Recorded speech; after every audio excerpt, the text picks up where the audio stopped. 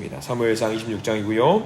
7절에서부터 10절입니다. 구약성서 454쪽, 구약성서 454쪽에 있는 사무엘상 26장 7절과 8절, 9절, 10절 4절 말씀을 함께 보겠습니다.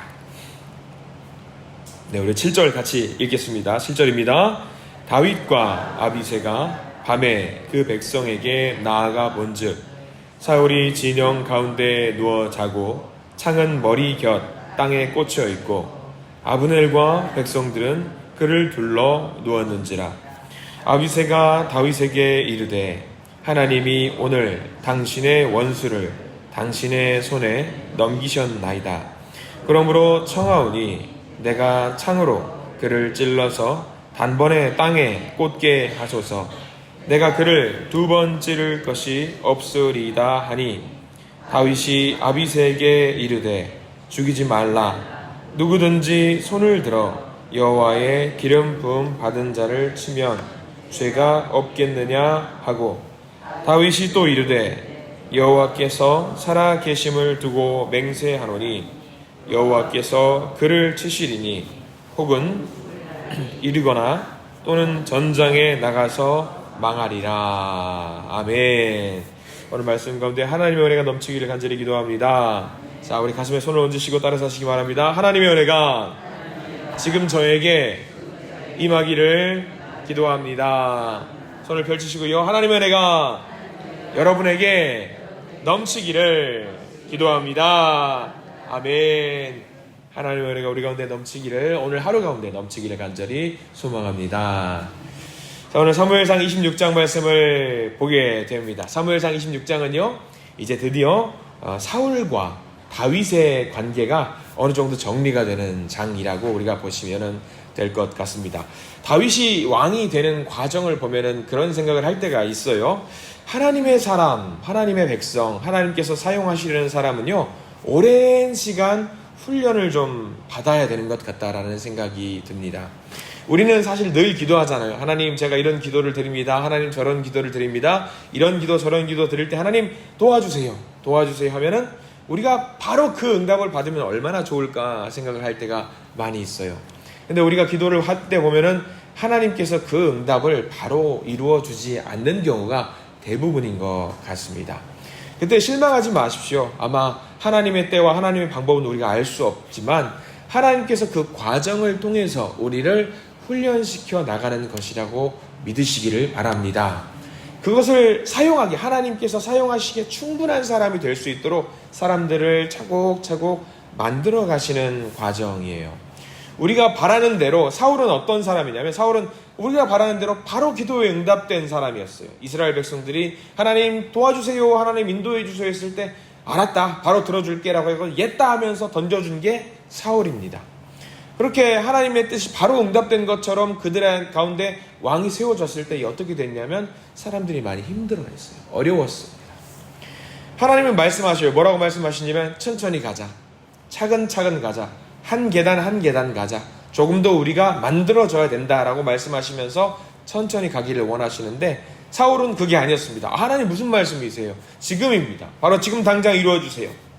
사람들의 사고방식대로 그렇게 가려고 했을 때에 이스라엘 백성들은 참으로 많이 힘들어했습니다.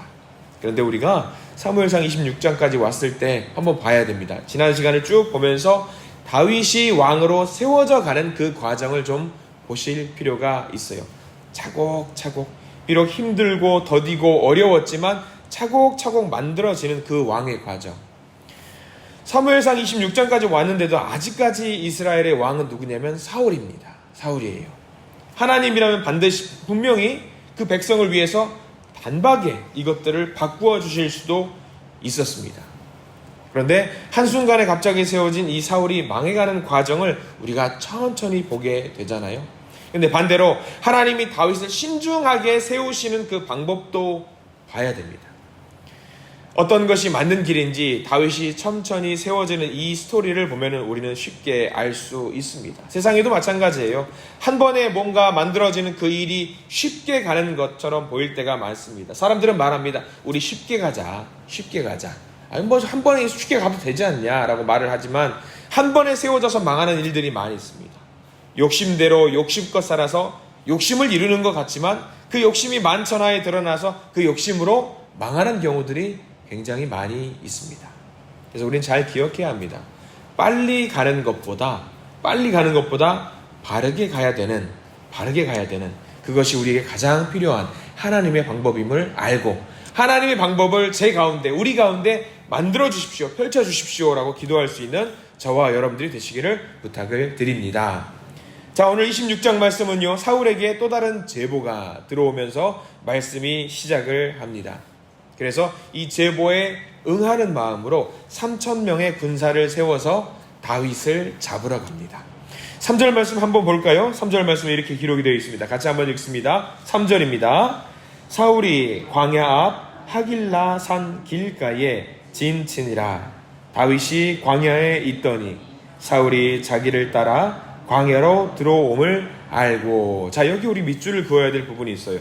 사울이 자기를 따라 광야로 들어옴을 알고 라고 기록이 되어 있습니다. 이게 왜 차이가 있는 거냐면요, 그동안에는 다윗은 계속 쫓기기에 급급했어요. 근데 26장 말씀 3절에 와서야 사울이 자기를 따라 광야로 들어옴을 알고, 이 분위기가 바뀐 거거든요. 왜 바뀌었냐면 이제는 다윗의 병사들이 그냥 도망가지 않습니다. 무조건 도망가지 않고요, 뭔가 조직을 갖추어서 염탐을 하고 정탐을 하면서 누가 따라오는지 앞에 있는지 없는지 살피면서 점점 앞으로 전진해 나가는 다윗 군사의 모습이 펼쳐지고 있습니다. 자, 지금 따라오고 있는 것을 보면서 이동을 하는 거예요. 그러면 전략적으로 봐도 사울의 군사가 3,000명이라고 있다고 할지라도 누가 더 전략적으로 우위를 점하고 있다는 것을 우리는 알게 되냐면 다윗의 군사가 전략적으로 뭔가 만들어가고 있구나라는 것을 알게 됩니다. 이런 상황 속에서 다윗은 이제 사울을 이제 다 보는 거예요. 손바닥 이제 보듯이 다 보면서, 아, 이쪽으로 가는구나, 저쪽으로 따라오는구나, 이렇게 가야 되는구나, 저렇게 가야 되는구나를 알 수 있는 거예요. 사무엘상 26장이 말하고 있는 것은 이제 변화가 보여주고 있다라는 것을 우리에게 알려주고 있는 거거든요. 근데 이 상황 속에서 6절 말씀을 좀 넘어가면은 이런 상황이 펼쳐집니다. 하나님이 또 다른 모습을 보여주셔요. 6절 말씀 같이 한번 읽어보겠습니다. 이에 다윗이 햇사람 아히멜렉과 스루야의 아들 요압의 아우 아비새에게 물어 이르되, 누가 나와 더불어 진영에 내려가서 사울에게 이르겠느냐 하니, 아비새가 이르되 내가 함께 가겠나이다. 자, 아비새를 동그라미 표시를 해두시고요, 아비새는 다윗의 조카입니다. 다윗의 조카와 함께 더불어서 이제 사울의 진영으로 내려가는 이 그림이 만들어집니다. 왜 갑자기 사울의 진영으로 가는지는 안 나와 있어요. 왜 안 나와 있지만 그것에 대한 이야기도 조금 이따 해보긴 할 겁니다. 중요한 거는 이 딱 두 사람이에요. 두 사람이 이제 사울의 진영으로 가는 겁니다. 사울의 진영으로 가는데, 사울의 진영으로 갔을 때에 아비새가 주변을 보니까 너무 당황스러운 모습이 펼쳐지는 거예요. 여러분들 알고 있겠지만 어떤 장면이냐면 병사들이 다 자고 있어요. 아마 아비새는, 이 조카는 다윗의 조카도, 다윗도 마찬가지겠지만 너무 당황스러운 모습으로 사울의 진영을 막 둘러보는 거예요. 왜 다 자고 있는 거지? 그러면서 사울이 있는 곳까지 이르렀습니다. 무탈하게 아무 문제 없이 갔습니다. 조카 아비새가 말합니다. 왕이시여, 다윗에게 말합니다. 명령만 내리십시오. 8절에 명령만 내리시면 창으로 두 번 찌를 것도 없습니다. 즉 한 방에 이 사울을 끝내겠습니다 라고 이야기를 합니다. 그런 아비새를 향해서 다윗이 말을 합니다. 9절 말씀에 이렇게 나와 있죠. 9절은 전체를 다 밑줄을 그어야 됩니다. 다윗이 어떤 생각을 하고 있는지 9절에 나와 있어요. 다윗이 아비새에게 이르되 죽이지 말라. 누구든지 손을 들어 여호와의 기름 부음 받은 자를 치면 죄가 없겠느냐 하고 라고 나와 있어요. 다윗의 머릿속에는 이 생각이 계속 있는 거예요. 기름 부음 받은 자. 기름 부음 받은 자는 우리가 치면 안 된다. 왜? 자기도 뭐예요? 자기도 기름 부음 받은 자거든요. 기름 부음 받은 자를 치면은 곧 그게 나도 해당되는 이야기가 될 수 있으니 기름 부음 받은 자는 오로지 하나님께 모든 것을 맡겨야 된다라고 이야기를 하면서 아비새가 공격을 하려고 하는 것을 막습니다.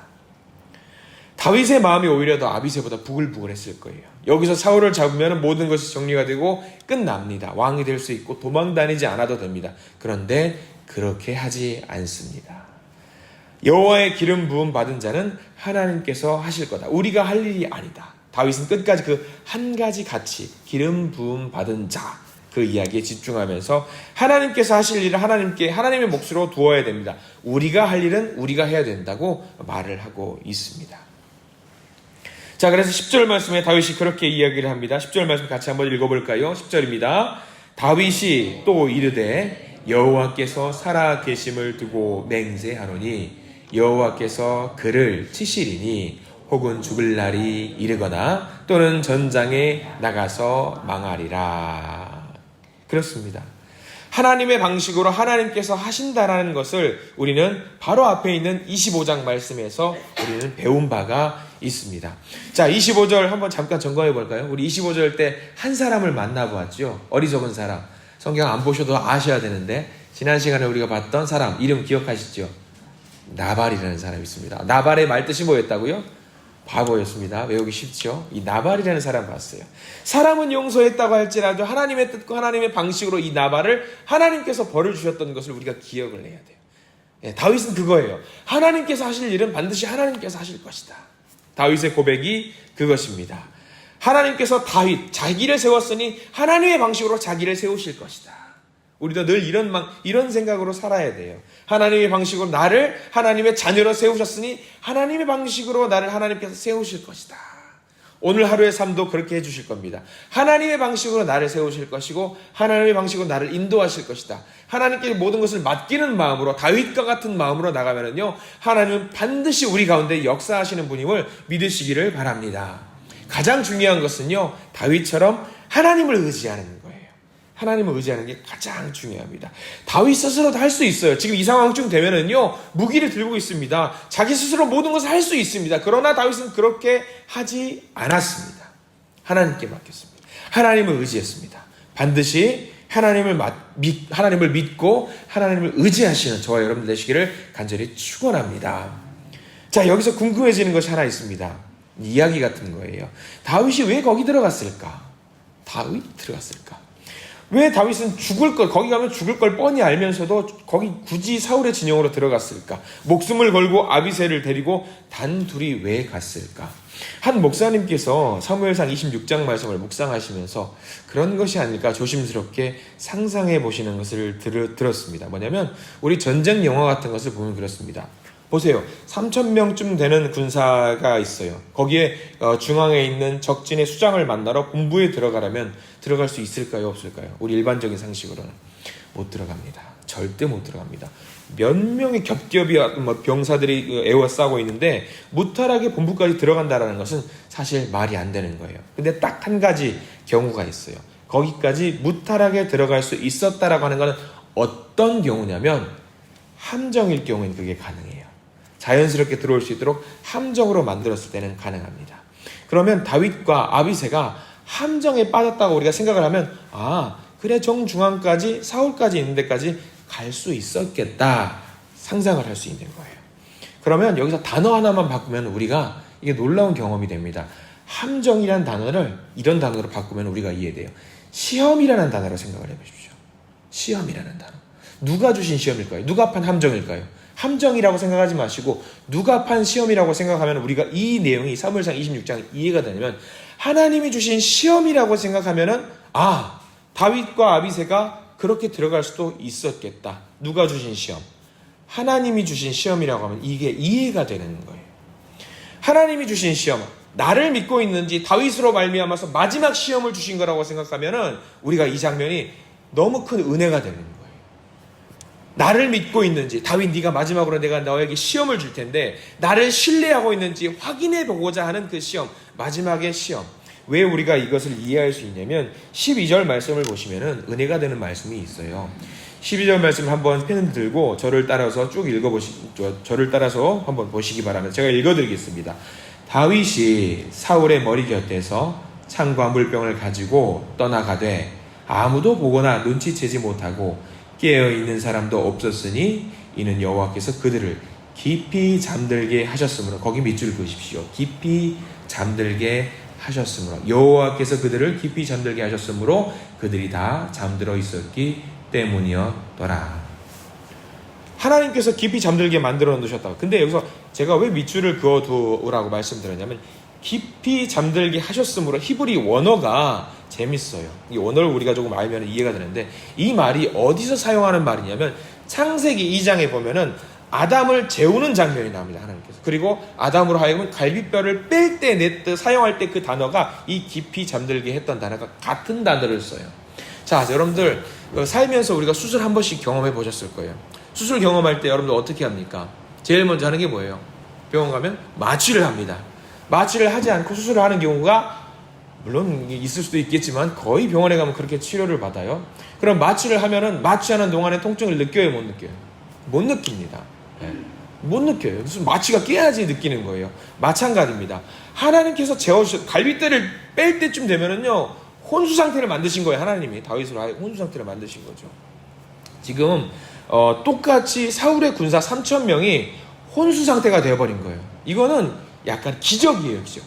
하나님이 역사하지 않고는 할 수 없는 일이에요. 그러면 이 상태로 만들었던 것이, 하나님께서 사울에 있는 모든 병사를 그렇게 만드신 것은, 누가 갑자기 다 같이 자! 일어나지 못할 정도로 잠자고 있으면 안 되는 거예요. 아주 혼수 상태가 되지 않으면 안 되는 상태로 하나님이 세팅을 만들어 두시는 거예요. 다윗을 보신 거죠. 다윗을. 끝까지 네가 나를 신뢰하는 사람인지 아닌지 내가 너를 시험해 볼게. 진영으로 가서 사울을 만나고 와라 라고 이해를 하면은, 우리가 이 26장의 장면이 놀라운 은혜의 장면이 될 수 있는 거죠. 뭘 원하신 걸까요? 끝까지 네가 나를 의지하고 있는지, 끝까지 나를 신뢰하고 있는지, 신뢰하는 사람으로 만들어 가시려고 하는 하나님의 계획입니다. 하나님이 만드시는 거예요. 자, 이렇게 크나큰 시험이에요. 내가 죽을 수도 있는 크나큰 시험을 통해서 얻을 수 있었던 것이 다윗이 있어요. 뭘 얻었을까? 26장이 아니라 조금 넘어가야 됩니다. 자, 27장 말씀을 한번 가볼게요. 27장. 우리가 내일 27장 말씀을 볼 텐데, 27장 4절에는 이제 그 시험을 통과한 다윗이 얻게 되는 것이 있어요. 자, 27장 4절 말씀 같이 한번 읽어볼게요. 시작. 다윗이 가드에 도망한 것을 어떤 사람이 사울에게 전하매 사울이 다시는 그를 수색하지 아니하니라. 내내 계속 사울이 어디 있다라고 제보를 들으면 쫓아갔어요. 잡으려고 쫓아갔어요. 그런데 이제 이 일이 있고 나서, 26장의 사건이 있고 나서 더 이상 사울이 다윗을 쫓지 않습니다. 이제 마지막 시험을 통과한 다윗을 우리가 보게 되는 거죠. 자, 우리가 오늘 말씀을 통해서 잘 알아야 됩니다. 진짜로 이기는 것은요, 진짜 승리는요, 내가 그 누군가를 이길 수 있는 최후의 그 상황에도, 내가 손 하나만 들이면 그 사람을 제거할 수 있는 상황에도 하나님을 의지하는 것, 그게 진짜 이기는 겁니다. 하나님께 모든 것을 맡기는 게 이기는 겁니다. 결국 원수를 사라지게 만들었어요. 누가 그 일을 했냐면 하나님께서 하셨다라는 것을 우리가 인정하는 것, 하나님은 우리에게 그것을 원하십니다. 오늘 26장을 통해서 도망자 다윗의 대장정이 마무리가 됩니다. 많은 생각들을 하셔야 합니다. 우리도 다윗처럼 살아가면서 내가 결정할 수 있는 많은 선택지가 있어요. 가장 중요한 것은 무엇일까? 명심하십시오. 모든 것을 하나님께 맡기시는 저와 여러분들 되시기를 간절히 축원합니다. 하나님의 통치를 인정하십시오. 그것을 주님께 맡길 때에 우리의 영혼은 자유를 찾을 수가 있습니다.